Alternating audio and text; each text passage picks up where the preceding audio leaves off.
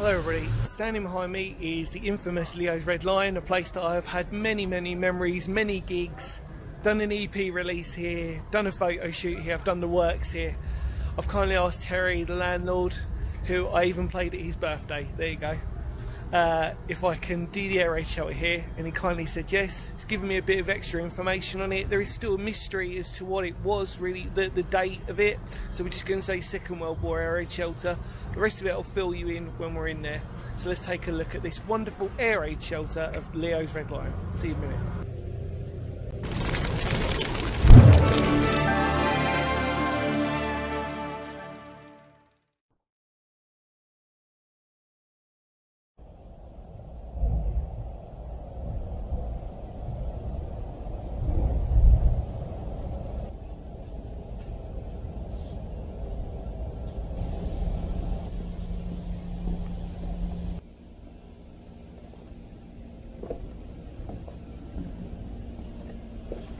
Right, so here we are.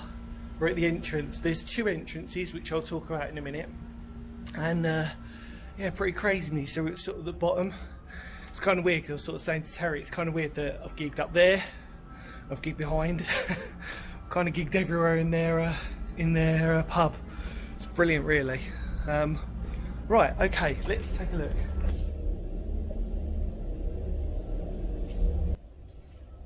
Right, so there's so much to tell you about this place. Now, as soon as you enter, luckily the lights are working in both rooms, which is brilliant. And Terry was sort of telling me all the extra information. Now, actually, funny enough, a long time ago, I came in here and we were sort of mentioning there was they used to use it for Halloween, and obviously Terry's now using it for storage, which is totally fine, because why not?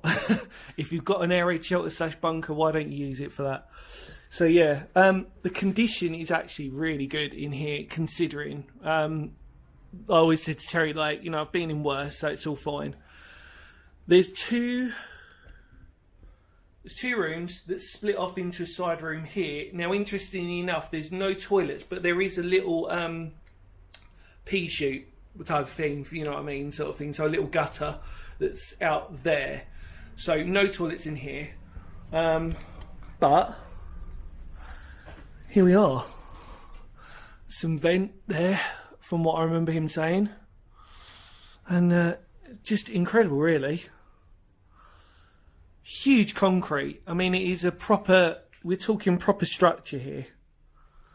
And then, thank God, I've got my little torch here. This is, because I said to him, actually, I wonder if this was a toilet. But then you look, there's a door straight away. Oh, the one time, there we go, torch. So, if you can look there, and then down, it's just another route in, really. You can see there again the sort of vent, little pipe there again, which I reckon was a vent pipe. And then, so it's just literally this, like, you just got to think of it as a block, really. And yeah.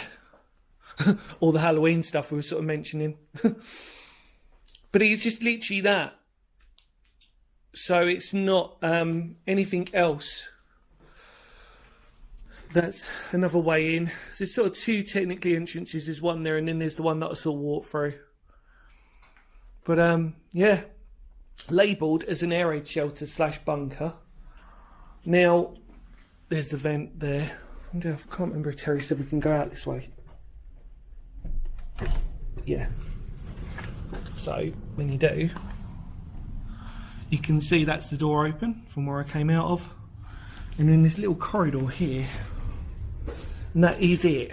Oh, again, sorry about this, should have been more prepped up on my torches. It's amazing now, I've only got 2 pockets, and yet for some strange reason, there we go. Right, so here's our second corridor. Well, this is the corridor, sorry, with the second door is what I was trying to refer to as, and then a little hole for what we class as vents. Let's go through. Try and shut that. There you go. There is literally opening the portal there. I'm wiping my face with so many cobwebs. And how many people get to say that in their air raid shelter / bunker, they've got a mock coffin? Pretty cool.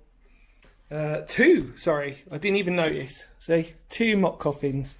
There you go. That in itself is surely something really special. So when somebody comes out though and starts jumping. Interesting bit of information that Terry gave was that when he bought this, there was no mention whatsoever of an air raid shelter.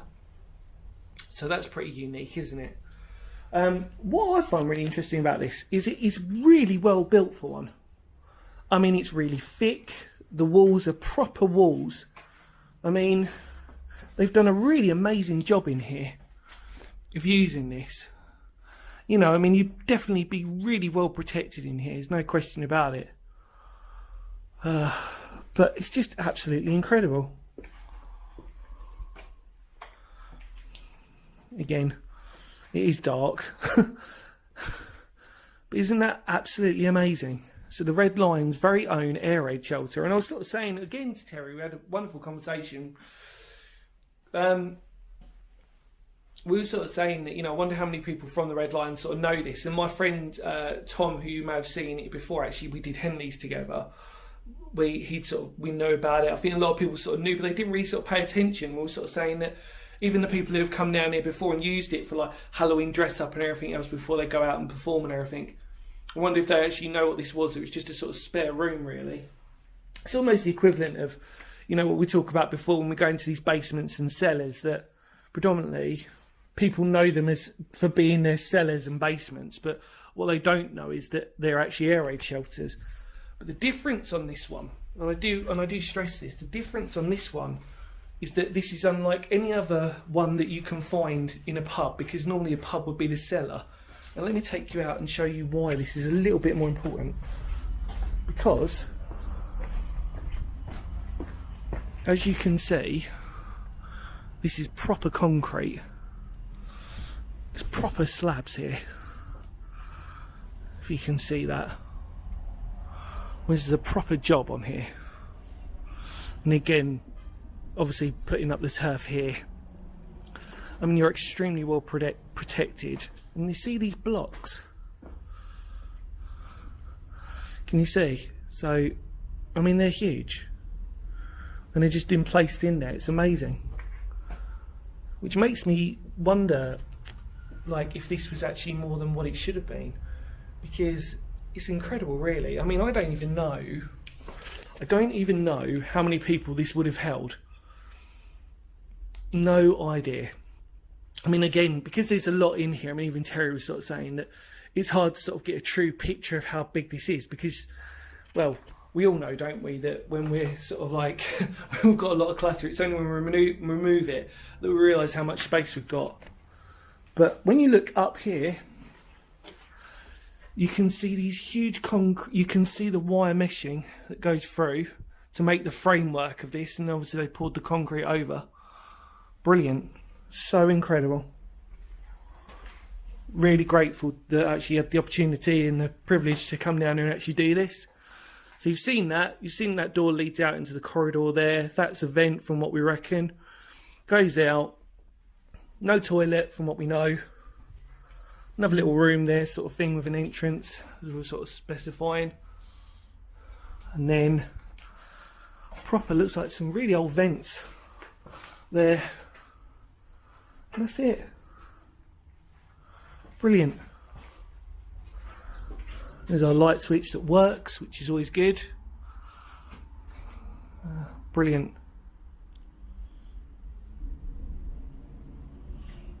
Really good. One more walk through. Like I said, it is just pretty much an empty shell. Not much to report otherwise. But still, on a historical level, really, really important. And that's it. So there's no, if you look on the sides here, there's no indication of any potential benches or anything that would have been in here. And I think Terry was sort of saying that it was just sort of empty, you know. But hey, it's brilliant for storage, isn't it? So take that any day of the week. Right.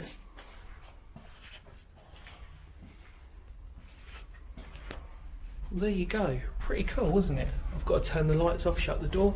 We'll just look down this corridor, which is where we were. I mean, that's a mega corridor, isn't it? Even on itself. So you can just see the light pinning out of the door there. And that's all there is. So it's completely bricked up all along the side here. Obviously there's a light there as well. But that is it. And then this door, it's got like a little impression on that. It's pretty nice, isn't it? But again, the interesting thing of not having much history on it, which makes it even more unique. So hopefully you had a really nice time enjoying that, looking around. In the immortal words of Phoenix history, thank you so much for watching. Massive thank you to Terry, top bloke. Like I said, so many memories I've had in this place. So many gigs. I was sort of saying that I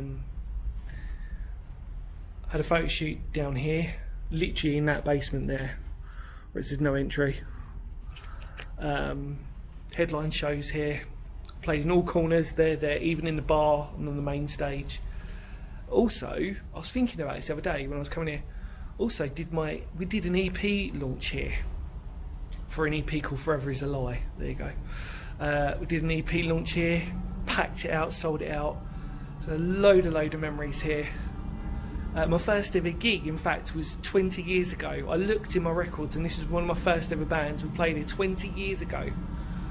And I've probably played here about 15 times maybe now. Not as many as you'd think, but they're all really good gigs. So yeah, a lot of fun memories of this wonderful place. Hopefully many more to come. I haven't actually been here in a year. I was saying to Terry when I got in, last time I came here was literally about a year ago. So yeah, back now, enjoying it. So, but finally got to do this. So massive thank you to Terry. There you go. And the air raid shelter of the Red Lion. There you go. Right. In all more words of Phoenix history, thank you so much for watching. Feel free to share the video. Love and everything else involved, kindness, everything. And I'll see you all very soon. Look after yourselves, because history matters. And doesn't it just? Look at this, stepping into history. Brilliant. With a lot of history actually attached inside already. There we go. Right, take care everybody. I'll see you all very soon. Kapow.